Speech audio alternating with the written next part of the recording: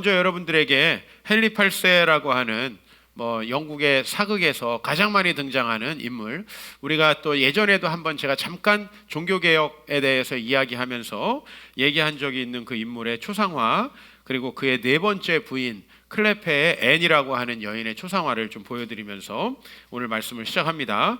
이 그림을 그린 사람은 이제 한스 홀바인이라고 하는 화가인데, 여러분 딱 보셔도 정말 살아있는 것처럼 그림 잘 그렸습니다. 당대의 최고의 초상화 화가였던 이 한스 홀바인이 헨리 8세의 마음에 들어서 궁정화가가 돼가지고 헨리 8세의 그림도 그리고 여러 명의 아내가 있었는데 그 아내들의 그림들을 좀 그렸습니다. 이 헨리 8세는 우리나라로 말하면은 종교적인 측면에 어떤 개혁을 했으니까 그 개혁은 대단히 정치적이고 또 자기의 어떤 개인적인 욕망을 채우기 위한 결과적인 개혁이었지만, 카톨릭 교회와 결별해서 지금 영국 교회가 성공회라는 것을 만드는데 그 시작점이 이제 이 헨리 8세가 했던 거예요. 그러니까 제가 이 헨리 8세를 누구에게 비교할까? 이성계와 정도전을 좀 합쳐놓은 인물 아닌가? 고려 시대에 불교를 숭상하던 우리나라가 이제 조선 시대 유교를 숭상하는 어떤 이제 지배 이념을 바꾸잖아요. 그래서 카톨릭 교회에 속해 있던 영국 교회를 국가 교회로 독립시킨 사람이 헨리 8세이기도 하고, 그 다음에 또 여러 여인들과의 여성 편력으로 또 유명한 것이 헨리 8세이기도 하고, 또 자기 와이프들뿐만 아니라 정치적으로 자기의 마음에 안 드는 사람을 대부분의 정치인들이 그렇지만 다 숙청하고 감옥에 집어넣고, 한 면에서는 또 조선의 태종 이방원과도 좀 많이 닮아 있고, 그러니까 재미가 있잖아요. 우리 이제 사극은 항상 재미가 있고 아주 포악해야 되고 아니면 아주 익사이팅 해야지, 선하고 조용히 왕을 했던 사람들은 사극에 안 나오죠. 이 사람이 사극에 가장 많이 나옵니다. 오늘 이제 네 번째 부인 클레페 앤과 만나게 되는데, 첫 번째 이 헨리 8세가 결혼했던 여인하고는 여러분이 영화에 많이 나오는 피에 메리, 이 많은 개신교인들을 죽여서 블러디 메리라고 불리우는, 그게 이제 이 헨리 8세가 첫 번째 와이프하고 얻은 자녀, 두 번째 부인하고 낳은 딸은 영국의 부흥 시대를 이루었던 엘리자베스 1세가 됩니다, 나중에. 그리고 이제 셋째는 이제 헨리 8세의 뒤를 이은 에드워드 6세, 그리고 이제 넷째가 이 클레페의 앤이라고 하는 분과 결혼을 하게 돼요. 근데 이제 이 그림을 제가 왜 보여드리냐면, 클레페의 앤 그림 어떻습니까? 좀 여러분 요새 그림 취향은 아니지만 대단히 단아하고 패션 센스도 좋고 아름답게 이렇게 그려졌죠. 턱선도 굉장히 갸름하고 또 가지런부런이 모은 손도 굉장히 매력적입니다. 그러나 아마 실물은 전혀 그렇지 않았던 것 같습니다. 이 헨리 8세의 네 번째 결혼을 주선하던 여러분 역사책에 가끔 나오는 토머스 크로멜이라고 하는 정치인이 있죠. 이 클레페 앤을 소개시켜줬다가 참수를 당하고요. 이 클레페 앤을 그림을 그렸던 한스 홀바인도 궁정화가에서 쫓겨납니다. 왜냐하면 뽀샵을 너무 한 거죠. 그래서 이 실물을 헨리 8세가 보고서는 너무나 실망을 해서 이 사람과 약속된 결혼은 했지만, 그림을 보고 이제 결혼을 하기로 약속한 건데 결혼을 했지만 6개월 동안 단 한 번도 자기 방에 이 여인을 들이지 않았다고 합니다. 그리고 여러 압력을 통해서 이 여인이 이제 헨리 8세의 여동생처럼 취급을 받으면서 이렇게 이제 자진 이혼이라고 그럴까요? 자진 사퇴를 하게 된 인물입니다. 화가가 그림을 잘 그린다는 것이 얼마나 좋습니까? 그죠? 여러분이 아기가 태어났는데 너무나 예쁘고 잘생겼다는 거 얼마나 좋습니까? 저는 인생을 살면서 항상 더 잘생기고 더 똑똑하고 더 능력이 있고 더 재능이 많으면은 항상 굉장히 복된 인생, 성공적인 인생이 될 거라고 생각을 했는데 그렇지 않다라는 거죠. 인생이라는 게 잘하면 잘해서 어려운 점이 있고, 예쁘면 예뻐서 어려운 점이 있고, 능력이 출중하면 능력이 출중해서 어려운 점이 다 있더라는 거죠. 그래서 이 한스 홀바인의 예에서도 볼 수 있듯이 인생이 참 쉽지 않다. 여러분은 어렸을 때 열심히 공부하고 좋은 대학을 나와서 좋은 데 취업해가지고 여러분들이 능력을 발휘하면 좋은 어떤 미래가 열릴 것 같지만, 사실 대부분의 경우에는 자기밖에 모르는 성격에 자기 혼자 튀다가 조직에서 쫓겨나는 경우도 상당히 많이 있다는 거죠. 우리는 너무나 예쁘고 그렇게 패션 센스도 좋은 그런 사람들이 굉장히 행복하게 살아갈 것 같지만 우리가 이 세상을 살아가면서 수많은 연예인들과 정말 그 미모에 있어서 일반인들을 오징어로 만들어버리는 그런 이제 그 엄청난 인물을 가진 사람들이 실제로는 인생이 굉장히 나중에 파국적이라는 사실들을 우리가 알면서 반드시 그렇진 않구나. 나도 잘생긴 남자들을 굉장히 부러워하면서 어렸을 때부터 살았는데 그걸 별로 부러워할 필요가 없구나. 첫 번째는 늙으니까 다 비슷하게 되어가더라. 그렇죠? 젊었을 때는 그래도 여기 또 안 비슷하다고 하는 표정을 짓는 분들이 좀 계신데 그래도 차이가 난다. 아직 영의 눈이 뜨이지 않아서 그래요. 정신을 똑바로 차려보면 별로 그게 차이가 나지 않고 제가 청년 사역을 하면서 뭐 사람이라는 게 영적인 면만 가지고 있는 게 아니라 육체적인 면이 있으니까 그중에 되게 잘생긴 분들도 계시고 정말 묻 남성들의 관심을 받는 아주 요새 좋은 예라 그러더라고. 그냥 태어날 때부터 너무 예쁜 그런 사람들이 있어요. 근데 이런 사람들이 청년부 안에서 행복하고 복된 결말을 맞이하는 경우가 많지 않습니다. 그런 걸 보면서 참 이 인생이라는 게 쉽지 않구나라는 생각을 또 한번 해봅니다. 화가의 뽀샵은 죄인가? 이런 질문을 여러분에게 드리면서 이 출중한 실력 어떻게 생겼는지 몰라도 이 헨리 8세가 사람을 죽일 정도라면은 굉장히 미모가 좀 출중하지 않았던 것 같은데 이 클레페 앤 정도면 아주 좋은 훌륭한 인물을 가지고 있는데 이렇게 좋은 그림을 그리는 것도 자기 인생을 파멸로 몰아넣을 뻔했고 아마 자기가 이 클레페 앤을 그리라고 시켰던 토머스 크로멜이 참수당하는 걸 보면서 어떤 생각을 했을까요? 이거 그림 잘못 그렸다가는 죽을 수도 있겠구나. 그런 생각을 하면서 얼마나 마음이 간담이 서늘했을까라는 생각을 해봅니다.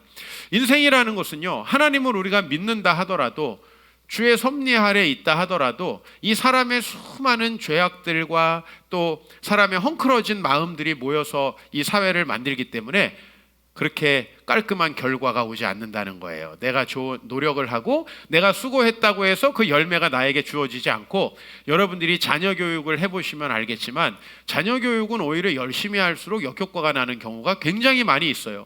내가 열심히 하고 수고하고 잘한다는 것이 결국은 내 인생을 망치는 경우가 많다는 걸 한스 홀바인이 보여주고 있습니다. 게다가 우리가 이제 이 세상을 살아가다 보면 하나님을 의심할 수밖에 없는 그런 상황들에 많이 처해요. 하나님을 의심해서 극단적인 무신론주의자가 되었던 한 사람을 여러분에게 소개하는데 그 사람이 C.S. 루이스라고 하는 사람입니다. 우리 삶에 하나님을 의심하지 않기 어렵다. 이 C.S. 루이스는 아마 굉장히 사색하고 또 조용한 성품이었던 것 같아요. 이 C.S. 루이스가 어렸을 때 어머니의 죽음, 기독교인이었는데 어머니가 청소년기에 세상을 떠납니다. 그리고 학교가 수용소처럼 힘들었다고 그래요. 그러니까 이 학교에 잘 적응할 수 없는 성격이었어요. 그래서 수학하고 체육을 굉장히 못했다고 합니다. 그러나 반대로 책을 읽고 사색하고 명상하는 이런 것들에는 굉장히 특출났던 사람인데 보통 그런 사람들이 학교 생활이 어때요? 좀 재미가 없습니다. 그죠? 악착같이 해서 수학도 잘하고 공부를 아주 잘하든지 아니면 친구들과 사교적이고 운동을 잘하든지 이래야 사실은 학교 생활이 즐거웠을 텐데 이 C.S. 루이스 전혀 그렇지 않았는데 게다가 어머니도 돌아가시니까 하나님을 도저히 믿을 수가 없었던 거죠. 그래서 뭐 그냥 감정적으로 상한 게 아니라 이 C.S. 루이스처럼 책을 읽고 생각하고 사색하는 사람들은 자기가 기독교 신앙을 가졌을 때에도 내가 그것을 왜 믿는지에 대해서 아주 깊은 성찰을 하지만 하나님을 떠나게 되면 왜 하나님이 존재하지 않고 왜 기독교가 말이 안 되는지에 대해서도 아주 깊은 성찰을 하게 되지요. 그래서 이 C.S. 루이스가 나중에 회고록에 이렇게 남겼어요. 나는 하나님에게 하나님이 존재하지 않는 것 때문에 화가 나 있었다. 어렸을 때. 무슨 말이죠? 우리가 아버지, 어머니 혹은 내 주변에 있는 친구들이 내가 결정적인 위기나 어려운 상황에 있을 때 나에게 어떤 역할을 해주길 바라는데 그런 역할을 하지 않을 때 우리는 그죠? 그 상황 속에서 화가 나죠. 내가 어려울 때 무엇을 했는가? 나는 하나님을 믿으면서 살았는데 그 하나님은 우리 어머니가 죽을 때 뭐 했고 내가 이 수용소처럼 너무너무나 학교 생활이 힘들었는데 그때 도대체 무엇을 하셨는가? 이거에 대해서 이제 큰 회의를 가지고 청소년기에 하나님을 떠나고요. 그리고 수많은 무신론자들과 그리고 이 기독교를 거부하는 사람들의 책을 읽으면서 자기의 무신론을 넓혀갑니다. 그러나 이제 이 사람은 결국은 하나님께 돌아올 수밖에 없는데 그 이유가 뭐였냐면은 자기가 기독교에 대해서 느꼈던 모순. 도대체 하나님이 계신다면 하나님은 이 세상의 이 고통과 이 세상의 부조리에 대해서 왜 침묵하시는가? 그 문제를 다룬 게 고통의 문제라는 책이거든요. 하나님이 선하신데 왜 도대체 이 세상은 이런가? 그리고 이 사람 나중에 59세가 되어서 첫 번째 결혼을 합니다. 아마 그분의 이 사람의 성격 탓이기도 하겠지만, 근데 그 자기가 너무 사랑했던 첫 번째이자 그 마지막 와이프 너무나 늦게 결혼을 했는데 금방 암으로 세상을 떠나게 돼요. 그러면서 이제 헤아려 본 슬픔이라는 책을 쓰는데, 어떻게 보면 C.S. 루이스는 너무나 똑똑한 지성이지만 가장 인생의 힘든 문제들을 다 겪죠. 그렇죠? 어렸을 때 어머니의 부재라는 게 얼마나 힘든 일이겠어요. 그리고 자기가 그토록 오랫동안 고민하고 숙고해서 생각하고 드디어 사랑하는 사람을 만나서 결혼을 했는데 말이죠. 그 사람을 암으로 떠나보냈을 때 그 아픔, 슬픔, 여기 grief라고 돼 있잖아요. 영어에서 정말 이보다 더 우리 마음을 이렇게 침착하게 만드는 단어가 없는 것 같아요. 그죠? 그런 책들을 썼어요. 그러나 중요한 것은 이 사람이 고통의 문제와 헤아려 본 슬픔이라는 책을 쓰면서도 결코 기독교 신앙을 떠나지 않았을 뿐만 아니라 이 사람은 평생 동안 기독교 세계관과 하나님이 이 세상에 계실 수밖에 없다라는 걸 변증한 사람으로 우리에게 유명하죠. 그러니까 너무나 똑똑하고 사색과 그 다음에 독서에 특화된 사람이죠. 그래서 자기 인생이 너무 힘들었죠. 근데 그런 사람이 인생에 가장 깊이 있는 고난들을 만나면서 그럼에도 불구하고 왜 하나님이 진짜인가라는 그 책을 쓰고 있죠. 이 사람이 왜 하나님을 결국은 믿을 수밖에 없게 됐는가? 자기가 성경을 보면서 기독교 신앙에 대해서 가지고 있었던 회의와 질문들이 있었을 거 아니에요. 하나님을 떠났을 때.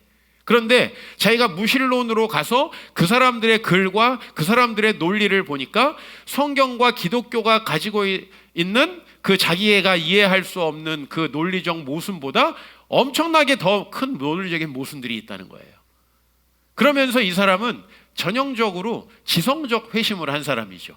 그러니까 자기가 아주 많이 의심해봤고 도저히 기독교는 아니라고 하고 무신론을 선언하고 떠났는데, 아니 그쪽으로 가서 이 사람은 무신론도 그냥 믿는 게 아니라니까요. 그냥 교회가 싫고 어떤 사람에게 상처받아서 그런 게 아니라 하나님이 존재한다라면 있을 수 없는 일들에 대해서 회의를 했는데, 문제는 하나님이 없다라는 가정하에 무신론적인 사유를 하다 보니까 그 안에서 훨씬 더 해결하기 어려운 문제, 논리적으로 부딪히는 문제들을 발견하게 된 거죠. 그래서 결국에는 이 C.S. 루이스는 회심을 하게 됩니다.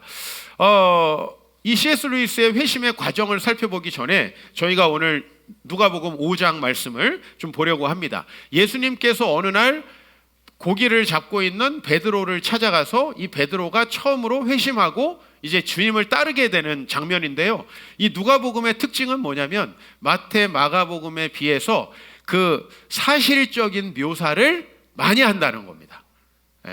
그게 이 누가복음의 특징이에요. 이 사람은 의사이기 때문에 의사들이 어때요? 꼼꼼하죠. 꼼꼼하지 않으면 안 되죠. 의사들은 굉장히 꼼꼼하고 그 다음에 또 생물학적이고 사실적인 기록을 많이 하게 돼 있죠. 이게 이제 누가복음의 특징인데요. 여기 오늘 말씀에 다른 복음서는 이 베드로를 그리고 그의 동생 안드레를 만나서 나를 따르라 하니까 따랐다 이렇게 간단히 이 구절이 나와 있어요. 그런데 오늘 이 본문에서는 많은 무리들이 몰려와서 하나님의 말씀을 들으러 이 갈릴리, 오늘 본문에서는 게네사렛 호숫가라 그러는데 갈릴리를 부르는 이름은 굉장히 많이 있습니다. 그러니까 갈릴리라는 이름, 가장 갈릴리 호수, 보편적인 이름이고요. 근데 거기에 배가 두 척이 있어요. 그 배는 아마 요한의 배와 베드로의 배였을 것입니다.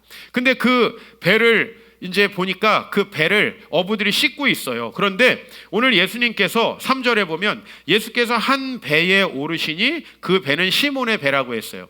여러분 이게 무슨 말이냐면 왜 말씀을 전하는 게 배를 타지? 이 당시에는요 어떻게 해서 말씀을 전하는 게 좀 이 시대의 유행이었냐면, 여기 이제 해변가에 사람들이 이렇게 모여 있어요. 그럼 저기서부터 물이 시작돼요. 그러면 배를 타고 약간 떨어져서, 청중과 어느 정도 떨어져서 말씀을 전하는 거예요. 배가 한 대 필요하죠. 그 배가 누구의 배였다는 겁니까? 시몬의 배였다는 겁니다. 자, 이 밤새 고기를 잡는, 제가 어렸을 때 아버지하고 밤낚시를 간 적이 있는데요, 이 밤에 항상 밤이 되기 전에 이렇게 고무 보트를 타고 낚시를 들이우는 분들이 계세요. 거기다 뭘 하냐면 이 준학이라고 해서 낚시 바늘이 쫙 있는, 수도 없는 낚시 바늘이 있는 이거를 물에다가 쭉 저 끝에서부터 저 밑에까지 담굽니다. 거기다가 미끼는 뭘 끼냐면 큰 지렁이나 미꾸라지를 낍니다. 밤에 움직이면서 이렇게 육식을 하는 물고기 뭡니까? 여러분이 잘 모를 수도 있는데 가물치, 메기 뭐 이런 것들이죠. 이런 것들을 잡는 사람들은 항상 언제 준학을 놓냐면 밤에 준학을 놓고요, 아침에 그걸 거두어 갑니다. 왜요? 얘네들은 야행성이거든요. 야행성이기 때문에. 그러니까 이 당시에도 이 갈릴리 호수는 민물이었어요. 근데 요한과 야고보와 또 베드로는 밤새 고기를 잡았어요. 아마 이때 이들이 잡던 고기도 밤에 주로 잡히는 고기였던 것 같습니다. 그래서 밤에 열심히 고기를 잡으러 갔는데 문제는 이날 고기가 하나도 잡히지 않았다는 거죠. 자, 그러면은 여러분 고기도 안 잡히고 힘들어요. 밤새 고기 잡은 사람들은 주로 어떻게 하는 게 정상이겠습니까? 빨리 어구를 정리하고 가서 잠을 자고 싶겠죠.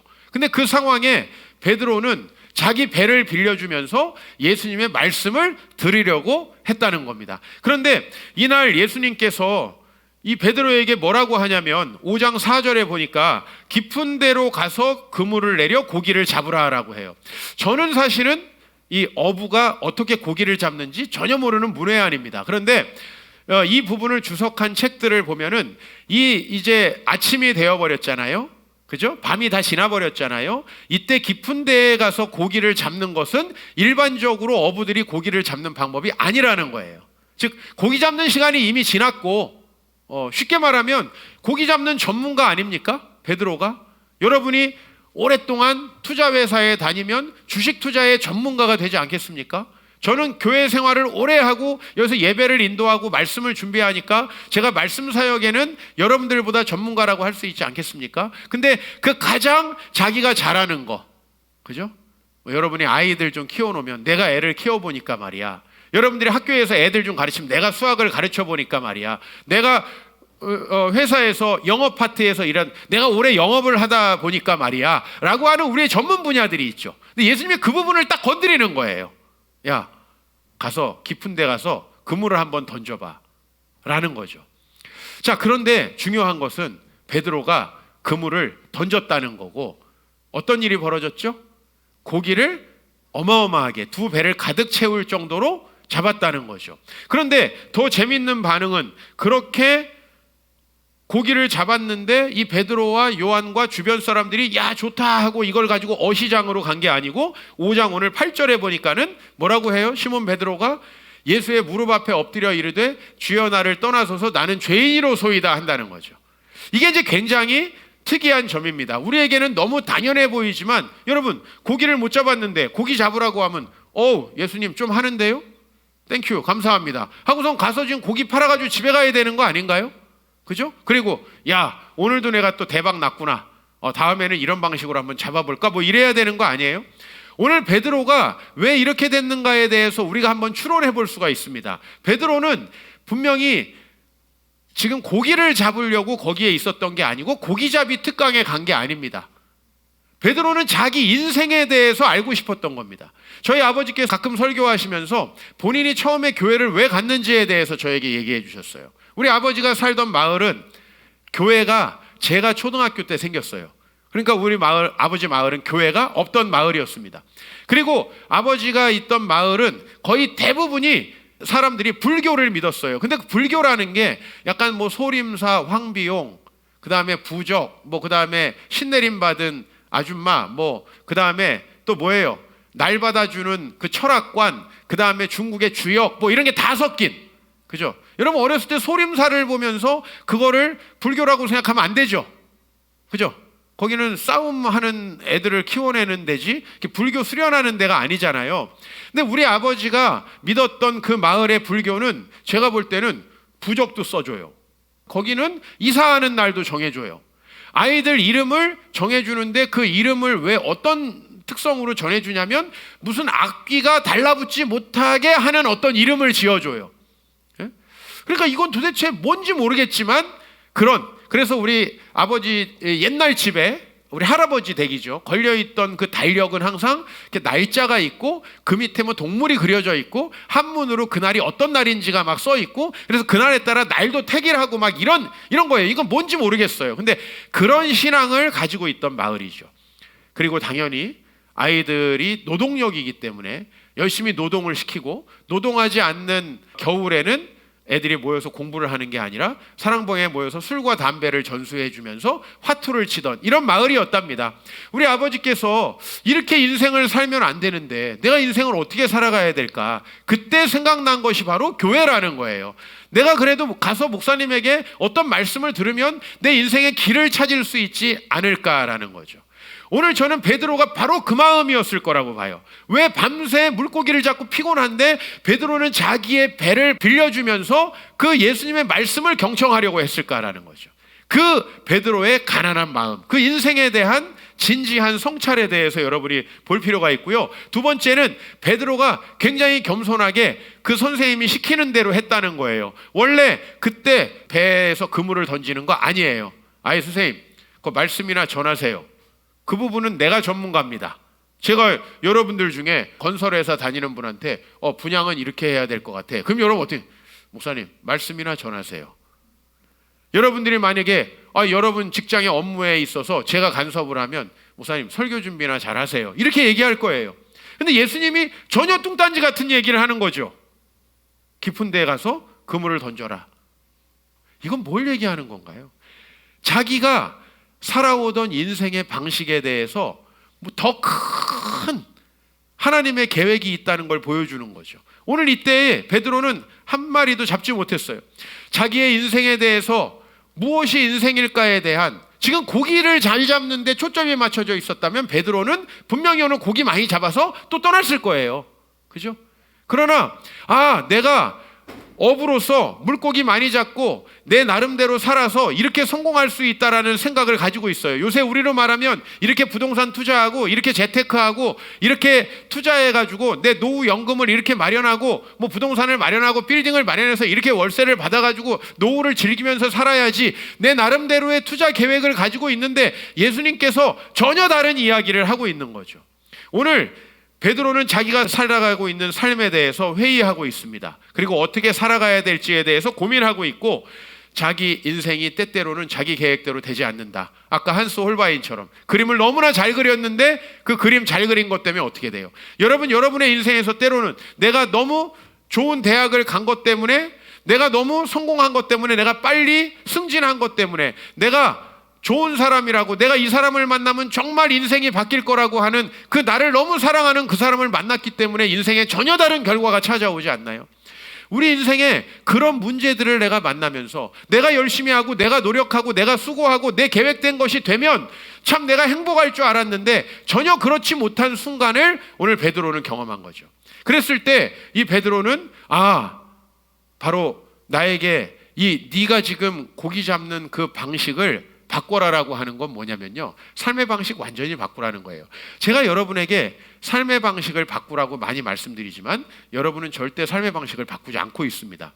근데 저는 오늘 그거를 책망하고자 하는 게 아니라 사람은 다 그래요. 자기 살아가는 방식이 있기 때문에 바꾸지 않습니다. 그러나 오늘 베드로는 바꿨다는 거죠.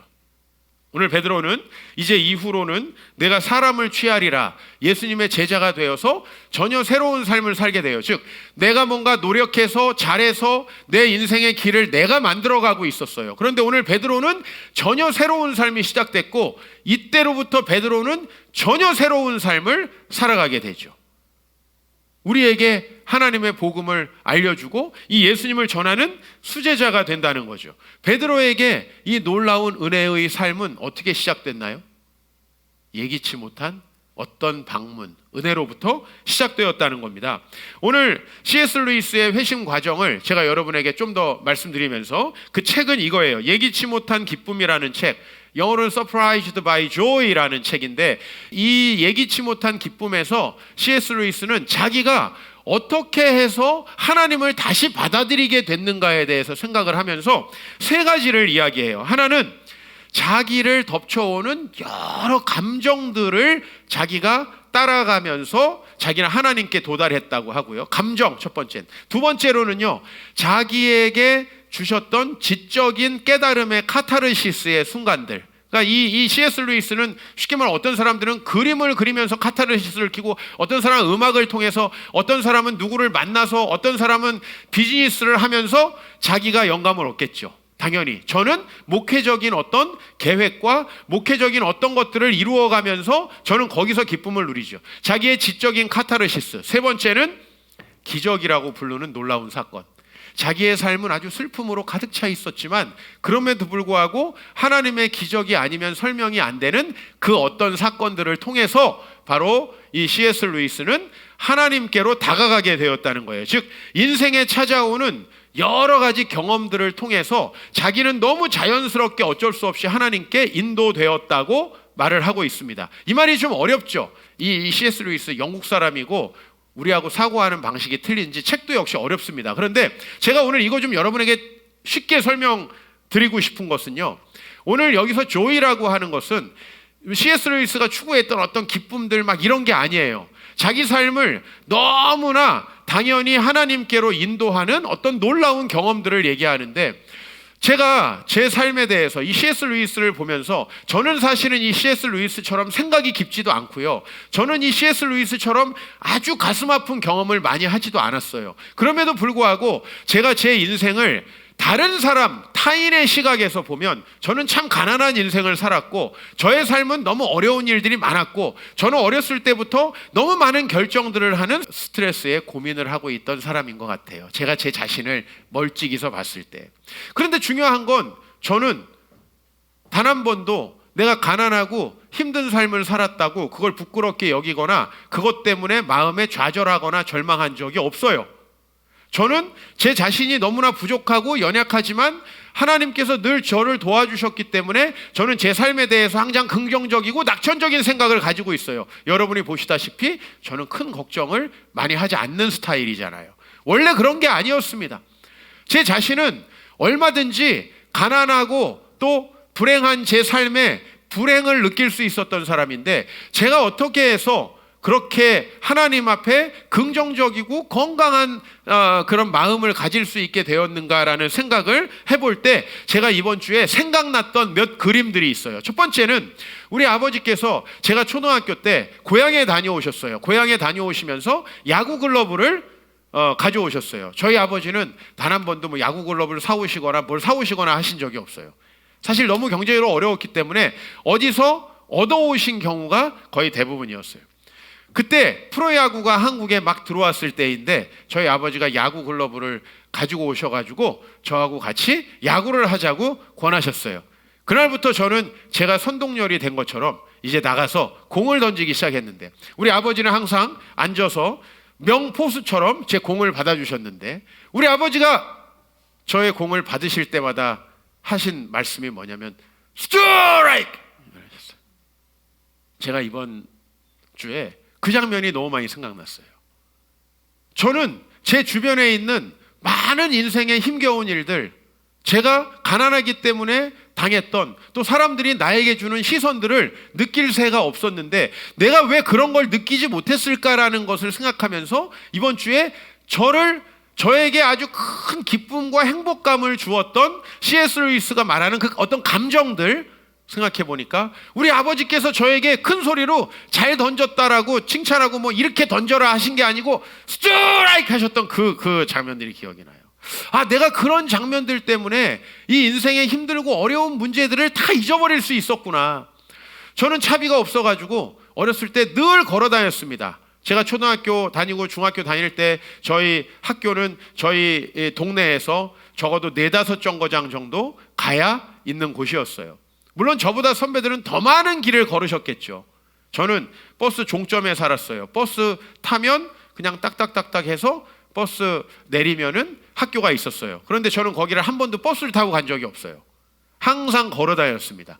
차가 없어서 걸어 다닌 게 아니고 차가 가는데 차하고 시합을 하는 거죠. 그렇게 걸어 다녔습니다.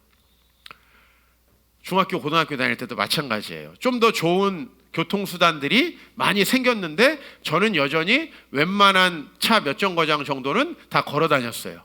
이명박 대통령이 좀 더 먼저 환승을 만들어 오셨다면 제가 좀 더 덜 걸어 다닐 수도 있었겠죠. 그죠? 그 면에 대해서는 감옥에 계시지만 고맙게 생각합니다. 그러나 제가 학교 다닐 때는 그런 게 없었죠.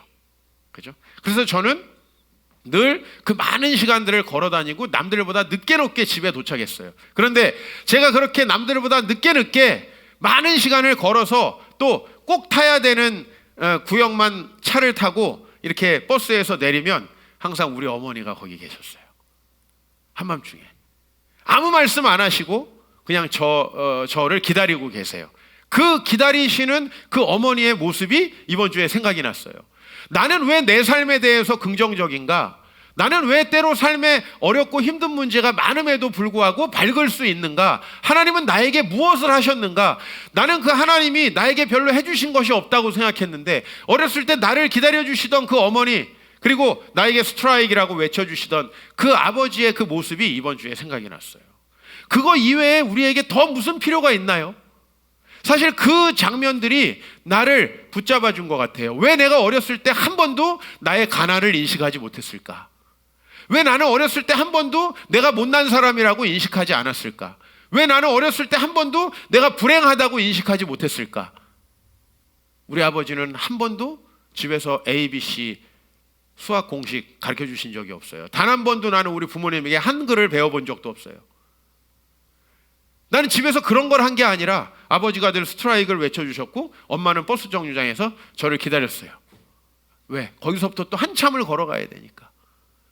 그 장면들이 바로 하나님께서 나에게 주신 예기치 못한 기쁨 아니었을까? 내가 하나님을 믿는데 단순히 내가 성경 속에서 하나님을 만나서가 아니라요, 내 삶에 너무 어려운 일들이 많았고 나도 이 부조리한 세상 속에 살았고 나도 군사정권 때 데모도 했었고 나도 돈이 없어서 여러 차별 대우를 받았어요. 그러나 그것이 내 마음속에 전혀 남아있지 않습니다. 여러분이 보시다시피 그것은 이런 하나님이 주신 은혜들. 제 인생에 여러 답을 찾아야 했어요. 저는 누구를 만나서 결혼해야 하고 저는 어떤 진로를 선택해야 하고 내가 어느 길을 가야 될까? 내가 어느 학교를 선택해야 될까? 고등학교를 갈 때부터 저는 그런 선택과 여러 가지 어려움 속에 있었어요. 하나님께서 한 번도 저를 허튼 길로 가도록 두시지 않았어요. 하나님께서 나에게 늘 말씀하셨고 나에게 여러 가지 힌트를 주셨어요. 대학교 입학 원서를 쓸 때도 저는 원래 영어영문학과를 가려고 했는데 도고동문학과를 갈 수 있도록 저에게 좀 더 신학적인 견문을 넓힐 수 있게 해준 분은 우리 담임선생님이셨고, 저는 순간순간 하나님께서 저에게 주실 때 그 힌트들을 찾아서 인생의 어떤 해답을 찾아갔던 것 같아요. 이 큰 지도, 여러분 수많은 선택을 할 수 있는데 그 하나님이 저에게 늘 답을 주셨어요. 어느 날 샤워를 하다가 저는 이거 잘 알려진 여러분에게 이야기일 수도 있지만 저는 성경관통 저 책에 처음부터 끝까지 뭔가가 하나의 줄기로 꿰어지는 것을 경험했어요.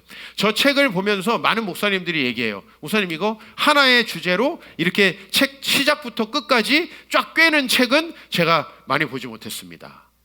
근데 그 꿰어진 것은 딱 샤워하던 5분 동안이에요. 그 시간 동안 하나님은 저에게 놀라운 은혜를 주셨고, C.S. 루이스가 책을 읽다가 카타르시스를 느낄 때는 언제였을까요? 도대체 하나님을 믿고 싶은데 하나님에 대한 의심이 너무 가득한 내 자신에게, 저도 마찬가지죠. 난 산타의 존재를 믿어본 적이 없는 동심 파괴자입니다. 제가 어렸을 때 유치원을 다녔다면 우리 유치원에 있는 모든 애들이 산타를 믿지 않도록 제가 만들었을 거예요. 저는 단 한 번도 산타를 믿어본 적이 없어요. 3살, 4살 때도 산타를 믿어본 적이 없어요. 저는 그만큼 실증적이고 보이지 않으면 믿지 않는 아주 스캡티컬한 사람이라는 거죠. 근데 그런 제가 보이지도 않는 이 하나님을 긍정적으로 설명하면서 여러분들에게 이렇게 말씀하고 있다는 건 하나님의 은혜입니다. 2016년 3월에 제가 어느 카페에서 아침에 몽상에 잠겨 있을 때 하나님은 지금 우리 교회가 하고 있는 모든 제자훈련의 커리큘럼을 착착착착 퍼즐 맞추어 주시듯이 마치 에스겔이 이 에스겔 골짜기에서 그 모든 뼈들이 맞아서 사람이 되어서 그것이 하나님의 군대가 되는 것처럼 제가 그동안에 여러분들과 나누었던 여러 말씀들과 또 새로 만들어야 될 말씀들이 착착 조직돼서 3권의 19과의 커리큘럼으로 완성이 됐어요. 그거는 아주 잠깐 동안의 순간에 저에게 이루어진 일이에요. 그런 카타르시스가 제 삶에 있습니다. 그 하나님께서 저에게 주신, 그리고 말할 것도 없이 제 삶의 어려운 순간순간마다 저에게 보내주신 까마귀 떼들이 있죠. 우리 아버지가 암 수술을 해야 되는 상황 속에 제가 아주 감정적으로도 너무 비탄 속에 빠져 있고 힘이 들 때 내 제자가 이렇게 논문 하나를 가져왔어요. 논문 뭐 합니까? 우리 논문은 주로 뭐 라면 받침으로 쓰지 않습니까? 근데 이 논문 안에 하얀 봉투가 하나 담겨 있습니다. 제 지금 기억에 90만 원이었던 것 같아요. 20대 중반에 지금으로부터 거의 15년도 더 지난 때에 90만 원은 아마 상당히 큰 돈이었을 겁니다. 아버지를 위해서 좀 도움이 되셨으면 좋겠습니다. 뭐 이런 얘기를 다 하자면 할 말이 없어요. 하나님은 저에게 지혜가 필요할 때 지혜를 주시고 저에게 부성, 모성이 필요할 때 부성과 모성을 주셨고 하나님 제가 필요한 모든 것들을 주고 계세요. 이 근거 없는 믿음이 제가 기독교 신앙에 도대체 소망을 갖지 않을 수 없는 이유가 되는 것이고요. 아무리 소망이 없는 사람이 우리 교회를 와도 저는 그 사람이 온전히 회복되어서 지금보다 100배 1000배 나은 삶을 살 거라는 항상 소망에 사로잡혀 있습니다. 여러분은 여러분의 배우자를 못 믿고 여러분은 여러분의 자식을 못 믿어도 저는 훨씬 더 긍정적으로 그것에 대해서 생각할 수 있습니다. 왜? 나를 만나주시고 지금까지 나에게 예기치 못한 그 기쁨을 주신, 오늘 설교의 제목을 제가 삶은 예기치 못한 은혜로 시작된다라고 했습니다. 여기서 중요한 건 예기치 못한다는 겁니다. 우리가 어떤 투자의 수익이 날 거라고 생각하고 노력해서 그 투자의 결과가 나오는 게 아니에요. 그런 투자의 결과는 결코 여러분의 삶을 획기적으로 바꾸지 못해요. 내가 누구를 만나야 조금 더 잘 살 수 있을까? 그래도 믿음은 좀 없어도 이 사람이 능력 있고 돈이 많겠지? 여러분, 이런 따지는 것이 여러분의 삶을 전혀 바꾸지 못한다는 겁니다. 여러분들이 학원에 가가지고 조금 더 점수를 올려서 한 레벨이 높은 여러분이 원하는 대학을 가는 것이 여러분의 삶을 바꾸던가요? 저도 여러분들 못지않게 수도 없는 노력을 하면서 인생을 살아온 사람이지만 내가 이번 주에 이 C.S. 루이스를 통해서 내 삶을 회고해 본 결과 내가 했던 노력은 전혀 생각나지 않더라고요. 내가 했던 노력들이 날 바꾼 것이 아니라, 그렇다면 열심히 노력하는 사람이 다 성공하겠죠. 그러나 이 세상은 그렇지 않다라는 거, 그 정도는 여러분이 아셨을 거 아닙니까? 가정을 위해서 열심히 수고하지만 가정이 깨어져서 고통당하는 사람이 너무 많고요. 관계를 위해서 매일 눈치 보고 좋은 관계를 위해서 수고하지만 그 관계가 깨어져서 고통당하는 사람이 너무 많고요. 자기가 공부에 목숨을 걸었는데 결국은 자기가 원하는 목표 1등을 해도 전혀 행복하지 않는 삶을 살아가는 사람들을 너무 많이 봤습니다. 정답이 아니라는 거죠. 한스 홀바인의 그 예가 우리 인생의 모든 걸 설명해 준다는 겁니다. 그러나 만약에 C.S. 루이스가 하나님을 만나지 못했다면, 그가 예기치 못한 기쁨에서 나누고 있는 그 카타르시스에 그가 도달하도록 하나님이 그를 인도해 주시지 않았다면, 그가 어떤 음악을 들으면서 어떤 장소에 도달해서 그가 아름다운 감정 속에 빠져들어서 그래도 인생의 환희와 기쁨을 느낄 수 있게 해주지 않았다면요. 그죠? 여러분, 어떤 아무것도 아닌 노래가 여러분들로 하여금 행복하고 기쁜 시절로 여러분 되돌려 주잖아요. 정말 남들에게는 그냥 잡음과 같은 그런 이야기들이, 그리고 어떤 장면, 어떤 내가 어느 곳에 갔을 때 여러분들은 갑자기 행복한 감정 속에 빠져들잖아요. 하나님께서 우리에게 주신 이런 여러 감정과 카타르시스와, 그리고 제가 마지막으로 얘기했던 기적적인 일들, 우리 교회가 세워지는 과정 속에, 또 제가 그동안 살아오는 과정 속에 하나님이 저의 진로를 인도하시고 저에게 배우자를 주시는 그 모든 과정 속에, 그리고 지금까지 또 인도하시는 이 과정 속에 앞으로 하나님께서 우리 교회를 인도하실 그 과정에 대해서 저는 항상 밝고 긍정적으로 생각할 수 있다는 거죠. 이거는 하나님이 저에게 주신 최고의 은혜이고, 이거는 제가 노력해서 얻은 것이 아니라는 말씀을 여러분에게 드리는 겁니다. 그리고 이 동일한 은혜는 베드로에게 있었고, C.S. 루이스에게 있었고, 저에게 있었고, 여러분에게 있을 것이라는 사실입니다. 뭔가 내가 열심히 노력해서 성경 공부해서 교회를 안 빠지고 나와서, 그거 참 좋은 자세입니다만은 그렇게 해서 내 신앙이 진보하고 그렇게 해서 내가 하나님을 만나고 내 삶이 변화되는 게 아니에요. 실제로 내 삶을 진짜 바꾸는 건 도저히 내가 예상할 수 없고 돈으로 살 수 없는 것들이 날 바꿔요. 그래서 저는 이 자본주의 사회에 살면서도 가난에 대해서, 돈이 없는 거에 대해서 저는 하등의 걱정을 하지 않습니다. 왜? 진짜 중요한 것은, 여러분, 스트라이크 외쳐주는 아빠를 돈으로 살 수 있습니까? 비록 나에게 용돈은 주시지 못했지만, 내가 그 먼 거리를 걸어 다니는 것을 보고 가슴 아프셨지만 정류장에 나와 계시는 엄마를 돈으로 살 수 있습니까? 하나님이 나에게 주신 여러 가지 책의 아이디어를 어떤 사람이 돈으로 살 수 있으며, 나에게 주신 그 까마귀 때의 그 풍성한 도움, 제가 경제적으로 너무 어려울 때 저를 도왔던 그런 도움들을 누가 할 수 있나요? 그건 하나님밖에 하지 못하고요, 모두에게 매우 공평하다고 하는 겁니다. 모두에게 매우 공평하다. 그리고 오늘 그런 은혜가 여러분에게 있을 줄로 믿습니다. 사마리아 여자 잘 아시죠? 예수님을 만나고 삶이 획기적으로 변한, 정말 갑작스럽게 예기치 못한 예수님의 방문 때문에 인생이 하루아침에 바뀐 여자가 바로 사마리아 여자죠. 이 여자가 한 게 뭔가요? 열심히 남자 만나서, 열심히 자기가 성공해서, 열심히 공부해서, 열심히 자기의 커리어를 쌓아서 자기 인생을 성공하려고 했던 사람보다도 남자에게 의지해서 자기 인생을 회복해 보려고 했던 사람, 그게 사마리아 여자죠. 그런데 이 사마리아 여자에게 어느 날 예수님이 물을 달라고 오십니다. 이 사마리아 여자는 여러분 아시다시피 아무도 가지 않는 시간에 혼자 물을 뜨려고 갔습니다. 왜? 사람들의 시선이 싫고, 이 사람은 SNS 안 하는 사람이에요. 이 사람은 다른 사람들에게 마음 닫은 사람이에요. 교회에 와서 소그룹을 하면서도 자기의 진짜 문제는 얘기하지 않는 사람이에요. 우리 교회에도 많이 있어요. 진짜 문제는 얘기하지 않는 사람. 아니죠. 얘기하지 못하는 거죠. 왜? 너무 많은 사람들이 손가락질 할까 봐. 이 사람은 자기의 이야기를 아는 사람이 자기에게 해결책을 준 적이 한 번도 없는 사람이에요. 너무나 불쌍한 거죠. 내가 내 얘기를 했을 때 해결책을 얻기보다는 주홍글씨가 들어오지는 사람이었던 거죠. 그런데 이 여자에게 하나님께서 결정적인 질문을 하죠. 베드로에게는 어떤 걸 부탁했죠? 깊은 데로 가서 그물을 던져라. 사마리아 여인에게는 예수님 뭐라고 하셨죠? 가서 네 남편 데려와 봐라. 그죠? 어떤 사람에게는 야, 네 성적표 가져와 봐라. 어떤 사람에게는 야, 네 부동산 등기 한번 떼와 봐라. 그것 때문에 행복했니? 그게 내 계획대로 잘 되든가?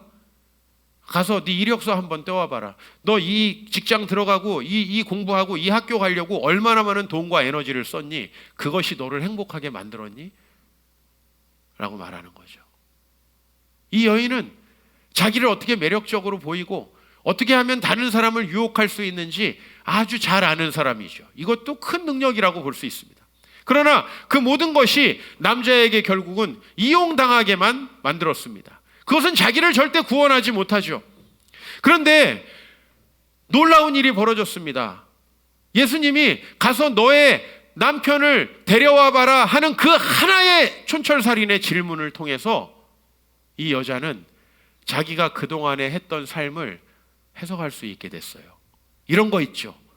내가 저 멀리서 보이는 거예요. 어느 날 너무 객관적인 시각으로 나는 그 모든 걸 비유하고, 그래도 내가 그 남자들 없었으면 안 됐지. 그 돈이라도 없었으면 안 됐지. 내가 그 유산이라도 없었으면 안 됐지. 그래, 내가 그 학교라도 가서 학교에 대한 자부심이라도, 내가 그 성형수술이라도 했으니까 이만큼 사는 거지 라고 생각하고 살았는데, 그 여자에게 예수님이 말씀하시는 거죠. 가서 내 남편을 데려오라 하는데, 야, 전혀 자기를 구원할 수 없는 그 남자를 유혹하고 그 남자에게 버림받느라 만신창이가 되어 있는 자기 자신의 모습이 생각나는 거죠. 하나님이 아닌 어떤 다른 것을 의지해가지고 결국은 아무것도 없는 곳에 서 있는 자기 자신. 야, 저 사람들이 너무 싫어서 저 사람들 욕하면서 자기는 이 시간에 물 들어오는 게 편해 하고 왔는데 어느 누구와도 소통할 수 없고 사람들에게 손가락질을 받아서 상처받아가지고 살아가고 있는 자기 자신을 보게 되는 거죠. 이제 남들을 욕하는 게 아니라 자기 자신이 너무 불쌍한 거죠. 인생에 많은 문제를 가지고 주님의 말씀이 필요했지만 여전히 고기 잡는 것에 얽매여서 살아가던 베드로에게 어느 날 예수님 말씀하시잖아요. 깊은 데로 가서 그물을 던져라라고 했을 때 베드로에게 어떤 마음이 들었을까요? 우리 밑바닥을 보는 거죠. 너 공부 좀 했냐? 너 돈 좀 벌었냐? 그래, 건물 한 2채 정도 있냐? 그래, 앞으로 먹고 살 거 좀 준비해 놨냐? 그리고 좋은 사람 만나서 결혼했니? 그래서 너 마음이 만족되더니? 그래서 너 행복하든가? 하나님을 믿으면서도 하나님과 이웃에게 약간의 돈을 쓰는 것도 주저하면서 그렇게 인색하게 살았는데 그게 너 자신을 행복하게 만들더냐? 라는 질문이 바로 가서 내 남편을 데려와라. 어느 날 자기의 삶이 다 해석되어지는 거죠. 저는 지금 제 삶이 해석될 때 너무나 감사한 일들이 많고 반대로 그럼에도 불구하고 내가 하나님 앞에 교만해서 내 성을 쌓으려고 했던 그 순간순간들이 너무나 안타깝게 여겨집니다. 진짜 쓸데없는 짓을 했구나. 제가 오늘 얘기한 것들 중에 이게 정말 진지하게 제가 이번 주에 저에게 떠올랐던 장면들이에요. 내가 할 수 있는 일들이 하나라도 있었을까요? 우리 엄마, 우리 아빠의 그 장면들, 내가 할 수 있는 게 하나라도 있었을까요? 나에게 주셨던 그 수많은 은혜와 또 수많은 그 지식의 카타르시스들을 내가 얻어낼 수 있었을까요? 내가 내 삶에 대해서 할 수 있었던 건 내가 열심히 하나님을 거부해보고 내 성을 쌓다가 와르르 무너지는 것들을 경험하는 것밖에 없었더라고요. 우리가 쌓아놓는 물질과 우리가 쌓아놓는 커리어와 여러분들 뭐 커리어 관리한다고 우리 여성분들 아기도 낳지 않습니다. 커리어 관리하려고 하나님 뭐 다 버리고 여러분들 무슨 조금이라도 내 경력에 도움된다면은 언제든지 주님을 버리는 삶을 살아오셨는데 그것이 여러분들을 이만큼이라도 유익하게 했느냐는 겁니다. 그러나 오늘 너무나 감사하게도 하나님이 우리에게 주시는 그 삶의 전환점은 전혀 예기치 못한 여러분들이 준비할 수 없는 그것을 통해서 온다는 거죠. 우리에게 유일하게 필요한 건 뭐냐? 내 삶에 대한 성찰이죠. 그 질문을 받았을 때 또 오늘 내 남편을 건드리는 예수라는 그 상처 주는 남자가 있어. 내가 아니라. 그죠? 오늘 또 물고기 못 잡는 줄 알았는데 대박 났네. 오늘은 고기 사다가 먹어야 되겠다. 라고 하는 이 너무나 가볍고 천박한 생각 속에서 우리가 벗어나서 내 인생에 대한 정말 진지한 고민들을 해야 된다라는 거죠. 그것만 필요하다는 거예요. 여러분들이 노력해서 인생이 바뀌는 게 아니라는 거예요. 그 하나님의 은혜 앞에 철저히 무너지는 그 장면이 있어야 여러분에게 주셨던 그 놀라운 재능들이 열매를 거둔다는 거죠. 이 여자가 얼마나 큰 용기를 얻었어요. 이 여자에게 가장 힘든 건 SNS를 재개하는 거였거든요. 이 여자에게 가장 힘든 건 동네 아줌마들과 채팅을 시작하는 거였어요. 그런데 오늘 4장 28절에 여자가 물동이를 버려두고 동네로 들어갔어요. 내가 행한 모든 일을 까발려서 나를 또 쪽팔리게 한 남자를 만났다라고 얘기하지 않아요. 오늘 뭐라고 얘기합니까? 내가 행한 모든 일을 내게 말한 사람을 당신들도 만났으면 좋겠다. 내 인생을 송두리째 재해석하게 해준 그분을 만났으면 좋겠다. 나는 왜 너무나 가난하고 힘겨운 삶을 살아오면서도 행복하게 잘 살 수 있었고 내 미래를 아름답게 그릴 수 있는가? 저는 그 얘기를 여러분에게 해드리고 싶어요. 그리고 여러분의 자녀들에게 저에게보다 더 큰 축복이 있길 바랍니다. 돈이 아니어도 여러분이 가진 것이 아니어도 얼마든지 잘 살 수 있는 돈으로 절대 살 수 없는 그 하나님의 예기치 못한 은혜가 있다라는 사실을 믿고 오늘 여러분들이 여러분의 미래에 대해서 긍정적으로 여길 수 있기를 축복합니다. 긍정적인 여러분의 미래를 그리십시오. 여러분 자신에게 절망할수록 여러분의 미래에 대해서 긍정할 수 있습니다. 근데 여러분, 아직도 여러분의 그 절망을 떡볶이로 감싸고, 아직도 그걸 여행으로 감싸고, 그거를 다른 사람에게 말 안 해서 감싸고, 내 이력서 적당히 포장해가지고 감싸려고 하시는 분들에게는 하나님의 은혜가 없어요. 제발 우리 사랑하는 성도님들, 그렇게 감싸지 마십시오. 그 얄팍한 것에 의지하지 마십시오. 그러다가 호련히 우리의 죽음의 순간이 왔을 때 우리는 얼마나 불행할까요? 그러나 오늘 우리 인생을 진짜 송두리째 바꿀 수 있는 건 부동산이 아닙니다. 그죠? 이 정부 정말 여러분들을 많이 힘들게 하고 있죠. 모든 젊은이들을 이제 부동산이 안 되니까 주식과 코인에 미치게 만드는 그런 일들을 하고 있습니다. 그러나 우리가 정부 탓해서는 안 됩니다. 우리의 인생의 진짜 문제는 정부가 만들어내는 게 아니라 우리가 하나님 앞에 가지 않기 때문에 생기는 것들이죠. 그래서 여러분들이 하나님 앞에 나아가길 원하고, 그 하나님의 예기치 못한 은혜를 오늘 여러분들이 기대하기를 바랍니다. 그 예기치 못한 하나님의 은혜가 여러분의 삶을 놀랍게 바꿀 수 있다는 것. 내 과거를 누가 건드릴까 봐 감추는 것이 아니라, 야, 내 과거를 정확히 해석해주고 나를 치유해주고 주님께로 인도하는 그분이 여기 계신다 라고 고백하는 여러분 되시길 주의 이름으로 축원합니다.